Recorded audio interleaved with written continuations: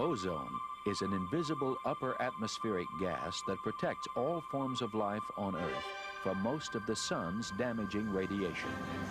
Radiation that can cause skin cancer, eye damage, and suppression of the immune system. The harvesting of fish and plant life are also affected.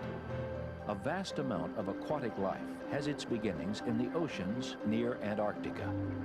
False color imagery of the South Pole from NASA's Nimbus 7 satellite provides scientists with a roadmap of daily changes in the ozone. By tracking this imagery for the past 9 years, they have discovered a trend. Each spring over Antarctica, a hole in the ozone develops, and it has been getting larger year by year. To date, as much as 50 to 60% of the ozone in this area has been lost. These discoveries prompted a coordinated series of Antarctic ozone experiments.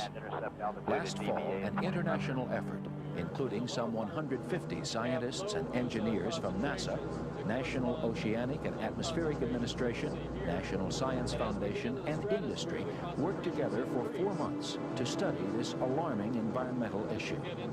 Scientists used ground-based instruments and launched balloon-borne payloads to sample air chemistry at McMurdo Station in Antarctica.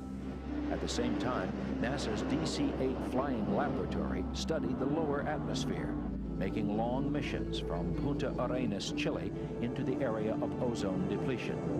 NASA's high-flying ER-2 plane, carrying a single pilot and a handful of sampling instruments, flew directly into a layer of atmosphere where the ozone was depleted.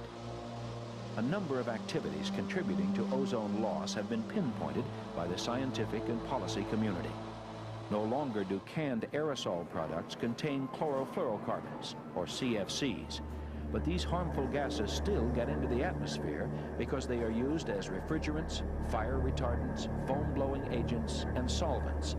As long as this persists, ozone will continue to be lost.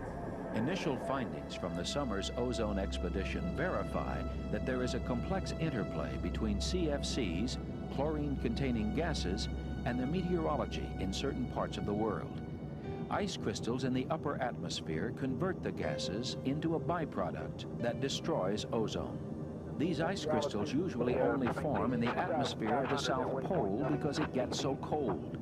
This may explain why other parts of the world aren't dramatically affected by the depletion.